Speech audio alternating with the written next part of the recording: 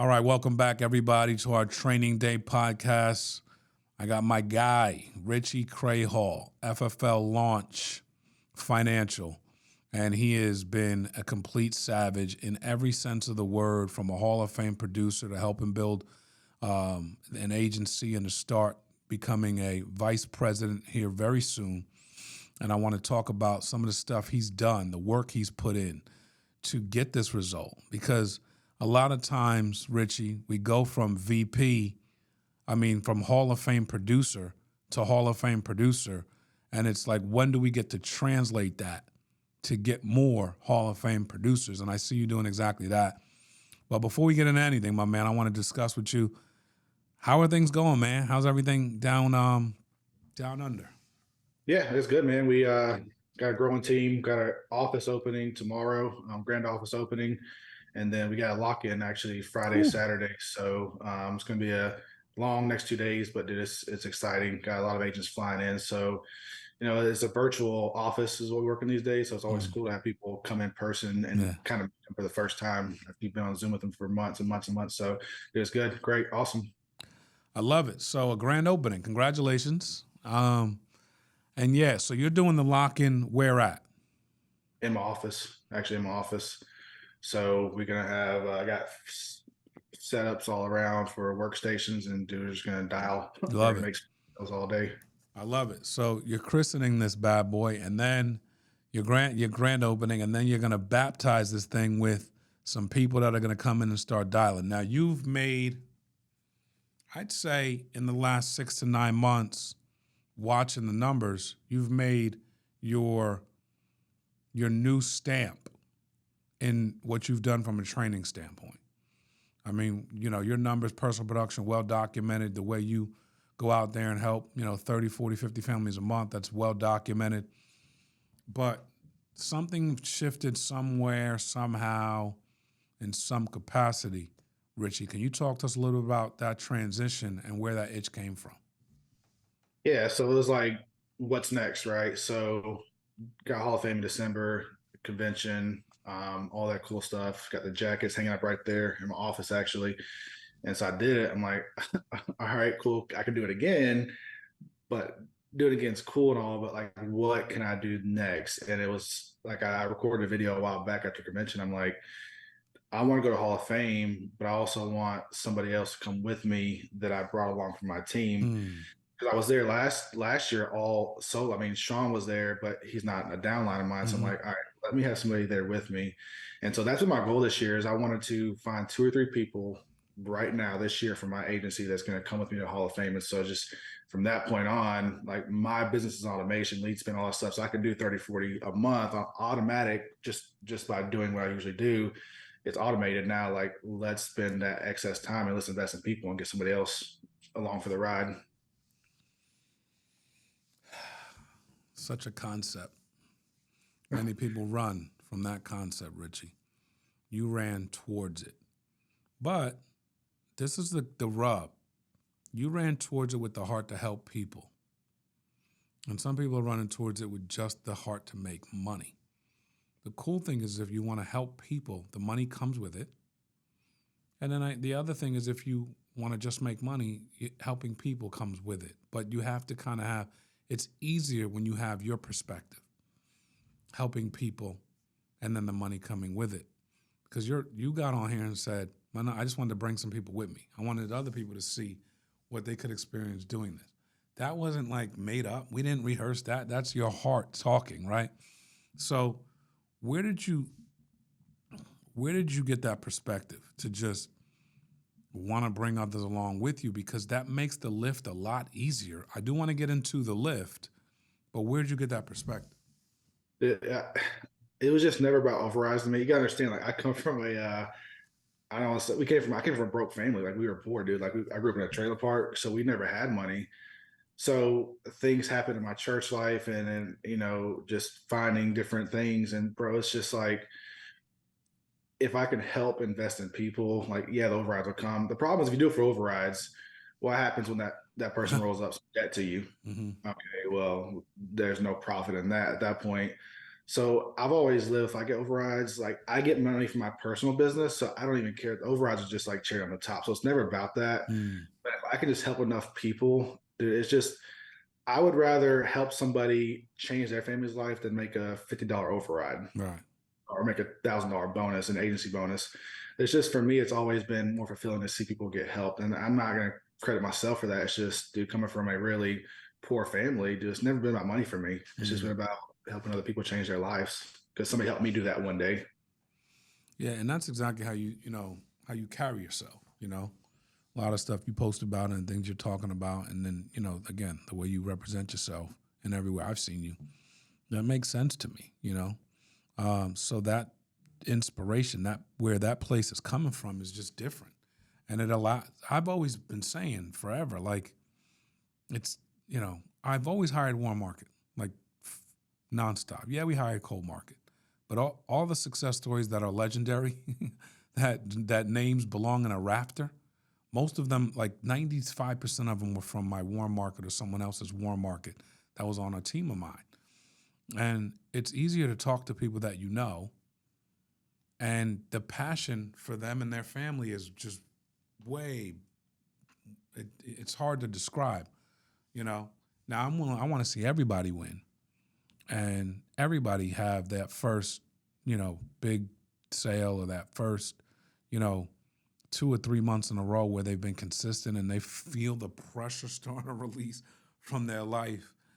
Those text messages are indescribable, you know. But I get a lot more if I know you, and you were a friend, like we grew up together, or we went to college together, we did something together, our kids, whatever. I'm like, I'm vested. So have you had success more and more market, and or are you working a lot of cold? I don't really work any cold market anymore. I probably should do that, but it's all of my heavy hitters that I brought on lately. They're all warm market, and then from them spawn other people.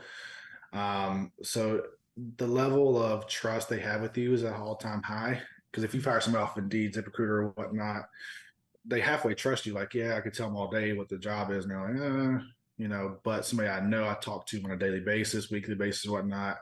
They're like, all right, cool. So if Richie's willing to trust his life into doing this, then maybe I can too. So if they're warm market, they see you day in, day out, whether on social media, in person, actually living the job, doing the job, and they're seeing you do it and be successful at it.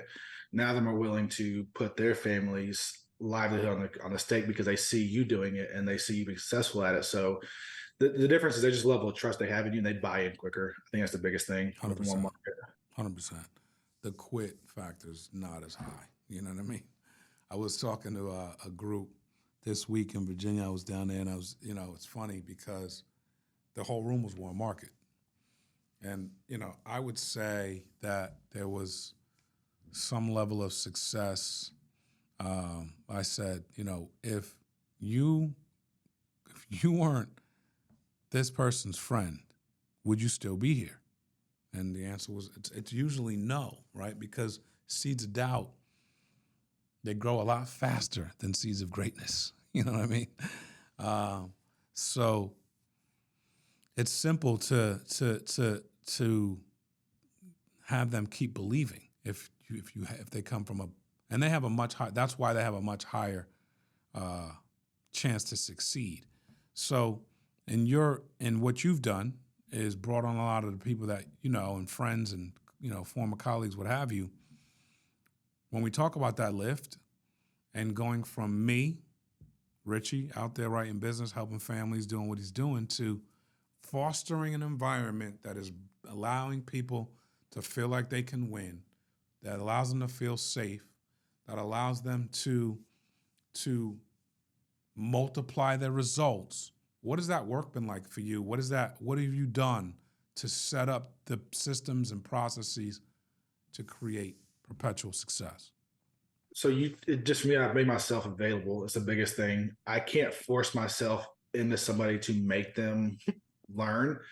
But what I can do is tell you, all right, this is what it takes. This is what you need to do. I'm available to help you. So I think honestly, I've just tried to create a culture of they know they can come and learn and grow. So I'm a huge Miami Heat fan, and they always in Miami around the Heat, they always use the word culture. Like that's all they talk about: culture, culture, culture, culture. You go to Miami to play basketball because of culture. The culture, so culture is huge for anybody. I think one of the reasons why Miami is good year and years because the culture. They have a culture, what they believe in, they stand on it. So for me, my culture is I'm present. I want to invest in you. I don't mind it. And I think a lot of people are scared to call their uplines when they start because it's like, I don't want to bug him. I don't want to bother him. I've always tried to say, please call me. I want you to know that you could call me. Like if you run an appointment and you're terrible at it, talk to me. Let's talk about it. Let's talk through it. So I just think there is a lot of a lot of it is being present on live dials, and I've literally made a full switch to phone sales. Don't do any hand sales anymore, and so it's like I'm here on live dials all day. Do I need to be? Probably I don't have to be. Like I can do. I'm disciplined enough to do without it, but I'm here because I want you to have access and be available and know that I'm here for your struggles. I'm here to help you through it. So there's a lot of time you got to put into it with new people. This business can be weird sometimes or strange, and I want to be there for them every step of the way, and they love it and they buy in quicker when you do it that way. Yes, they do, brother. Now, duplication, you know, because bringing other people to the Hall of Fame with you is duplication. It's people understanding the work ethic, the investment in leads, the time that they need to invest, and how to punch doubt in the face and how to move, continuously, even in the face of adversity. That I know the work that it takes to start, producing a front line, a starting five, as you said, or 4 or 5 people that see it the way you do or see it close to the way you do so that you can move your energy and start doing different things because of that. That is continuous. When you look at that and you look at that process and now you're looking at what's in front of you, close to VP numbers, 130, 140 families a month with momentum. What does that look like as far as the time investment into those people that have their hands raised like they want a piece of the pie? Yeah, a lot of the problem is if we put a lot of time into recruiting people, right? We recruit them, we go hard, sell them on the job, and then once they get on a job, we'll spend hours recruiting them. They get on, it's like I'll spend minutes developing you. I got hours recruiting you, but I'll spend minutes developing you. It's backwards. It's so backwards. It is because like dude, I'm gonna spend minutes recruiting you if you want to come on, whatever, dude. I mean, I know I can make here. I know what you can make here, so I'm not gonna like hard sell you on that. But if you get on, dude, you're here. All right, now this is where I'm gonna spend the most time with you. So I've gotten it backwards when I first started doing this. I would just spend so much time recruiting, and then the back end of it, here's the leads, go dial them, let me know what you got. But bro, like, what if we dial them with them? So, I mean, as far as the time investment, I don't know how much time it's been investing into people, but it's been a lot. I would say I probably spend more time on the phone with agents now than I do clients. It's probably close. It's probably very close. And I think it's a thing you should track if you're building an agency and selling. You should spend about as much time doing both. Right? You shouldn't have 20 hours selling and 20 minutes on the phone call with your agents. Like if you don't know what your agents are running when they're running, then you're probably not spending enough time really investing into them. Wow. So it's just got to be a concentrated effort to day in and day out, spend time with them, however amount of time you can do it and be there and be present with them. So when you're on the phone with them, you're on Zoom with them, be there with them, like be present, be attentive, put everything you got into them. And that's the only way they're going to grow. And at some point they will be self-sufficient in a way, but you gotta tell them what you're doing. I think one of my agents, Ryan, he's my top agent right now. He actually checked me one time because I was like, he came on, he's like, what do I do? I was like, well, do this. And he asked me, he's like, well, what do you do? And I was like, it's a good question. And what I was telling him was not what I was doing. He's like, so what are you doing? And I was like, dude, that's a good question. What am I doing? I was like, well, I'll tell you what, do this. This is what I'm doing. And now he's almost on track for Hall of Fame. He's right behind it. Mm, But it's just, how can I take what I'm doing, tell you what I'm doing? You can do it or you can not do it, but this is what I'm doing. This is what it takes. And I'm going to help you do that. I love it. Um, it's funny, right? Like that gut check, but those are the wake up calls, right? And, when you start seeing, the fruit of your labor and you see people start doing, you see guys or women tracking Hall of Fame like you and they have discussed, it starts to change the game.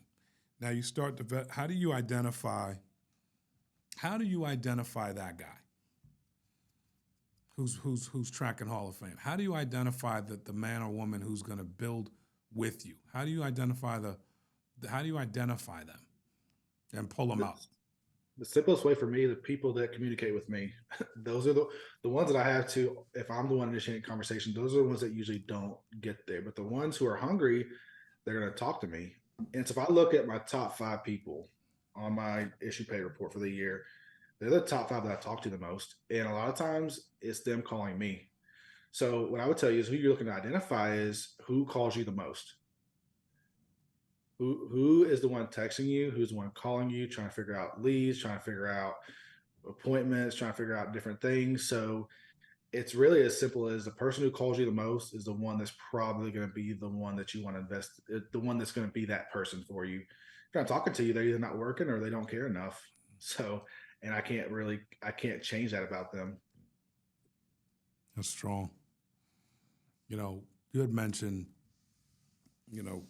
when you're dealing with, people in there, you're trying to identify this top 5, and you've got people that are tracking what you're, kind of what you're putting out, that, you've used a live dial to get this type of push. You guys are doing all tele now, right? Yep, almost 100% now. Okay. How are you utilizing the live dial to sell and train and help people sell and train? So the cool thing is, 320 has actually been really helpful in this, because 320 built this FFL 2-a-days. And so literally all the 320 comes on there, like well, not all of most people. So 320 you could log on there any time of the day. You can go there 8 a.m., get on there 8 p.m. There's people on there all day. So they have been very helpful in that. And there's breakout rooms. Like, we break out into breakout rooms. And so on our Slack, I'll be like, hey, I'm running appointments at 1, 2, 3, 4, 5 o'clock. Hop on and listen to me. And I'll have agents hop on and run appointments. And when I hire people now and I tell them we're doing phone sales, I'm at the point like, dude, you got to help. It's not an option anymore. Like, just get on live dials, run them. If you don't want to run in front of a group of people, all right, cool. Let's hop in a breakout room together. Run it in front of me. So the ability to have those breakout rooms and do that one-on-one, just kind of listen to their direct conversations and watch me run them, dude, it's such a big thing, dude. I don't know if you could do phone sales without something like this and do it successfully. So, I mean, just having that and having breakout rooms has allowed me to really train better and more intimately, more personally with them, and actually hear them struggle through their appointments. Like, sometimes I'll listen to appointments and it's kind of like cringy. Like, I'll just be sitting there like, and it's hard not to talk. It's hard to sit there and just be quiet. I'm like, this is not going to be a sell. You can tell. But you just got to sit there and listen. And it drives me crazy sometimes. I have to do it and not be able to say anything. But you just let them struggle through it. They get done. All right, let's backtrack. You started off. This is where you went wrong. And it just went downhill from there. So all that stuff, dude, this allowed me to be really, really hands-on with people. Yeah, dude, and I love it. You're doing such a great job of still selling at a high level, recruiting and training. Can you, because I had someone ask me this earlier today. I was doing another call, and, the breakout between recruiting, like with live dials and telesales, a lot of times you're here. You're in front of the camera, you got your phone, and you're trying to do stuff with clients. What is your breakdown of selling, recruiting, and training? How are you getting that all in? And do you have any intentional time blocks that you're doing? So the cool thing with live dials is selling and training can be in the same thing now. Simultaneously. So you can actually sell clients, have people watching you, and you're training at the same time. Mm-hmm. So the beautiful thing is, like, do I have to separate selling and training? Not necessarily, because if I'm running appointments or watching me, dude, that's great because I'm not role playing with you. I'm literally talking to a live client. You're seeing real stuff. So I haven't necessarily had to break down selling and training separately. It's like, Love. all right, you want to train? Come on, watch me do it. Watch me struggle, because I've been on live dials and I've blown some sales. They've seen me struggle. They've seen me get cussed out. Like, they've seen me say, I don't want this. So they've seen all that stuff. It's the real life stuff. So recruiting, again, it's so simple, because it's not like you got to go out. Dude, it's just simple as like just talking to people. It's just being a really good guy, talking to people, this is what I'm doing. So all those things, like, if you really are, if you're serious about it, it will just come naturally as you're just going about your day-to-day life. Especially if you're working a lot of warm market, just talk to your people. Like, don't, hey, this is what I'm doing, man. How are you? It's just a small talk. And then again, if you are on live dials, you are selling and training at the same time. I will stick to that today I die. You're going to be selling and training at the same time. So why not? We do trainings on Mondays and Thursdays too, 100%. We do dedicated trainings. But if you're running appointments on live dials all day, you're training every single day by just selling people, making money, and you're having agents watch you do it. This is a clinic. I think the next 6 months for you are going to be ridiculous. I think your way you're talking is that of someone who's put in a lot of hours in this place, right? And sometimes you don't see it all happening, but beneath the surface, there's a lot going on, and it's just waiting to bubble up and burst. And that's what I'm seeing as you're talking. You might not be able to identify it. Maybe you can, but I've seen many people in this position, and then what's happened next. So kudos to you, Richie, for putting in the work and continually putting in the work. For you, I listen to you talk. It doesn't sound like work.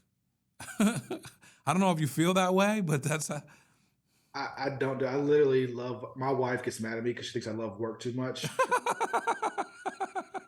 She'll make comments like, "If you could just work all day, you would. If you wouldn't even come home and see the kids." I'm like, "Oh, that's not true." But to me, this is such a fun thing. Trust me, we've had arguments about it. We've had some, it's been some problems, but I'm like, nah, dude, and she's like, because most people hate their jobs. Like, the truth is, in the world we live in today, a lot of people hate their jobs. They hate going to work. I don't. Like, I walk into my office, I make phone calls all day. I sit in front of air conditioning. Like, it could be worse. I could be out patrolling the streets as a police officer. I could be doing construction in Georgia. It's 145 degrees every day. I could be doing that for a living. But dude, I get to literally just talk to people, help with life insurance. So I just love it. And it just, if you can get to the point where you love what you do, the chargebacks don't matter, the people that fall off don't matter. Just keep doing what you love. And again, it bubbles up one day. And if it does, it does. It doesn't, it doesn't. Right. I'm just gonna keep doing what I love. That's amazing, dude. Well, I appreciate you sharing on our Tri-State Training Day podcast. You are a machine, and I love to watch it. And I'm excited for what's happening. I know what your vision is with Launch Financial, and I'm excited for all the dimensions and everything you guys got going on, man. So keep killing it and keep serving, and it's definitely gonna bubble over. Yeah, I appreciate it, man. Appreciate you having me on here. Thank you, Richie. Thank you for listening. Love you guys. Keep listening, keep sharing, keep liking. We appreciate you. God bless. Thanks, Richie.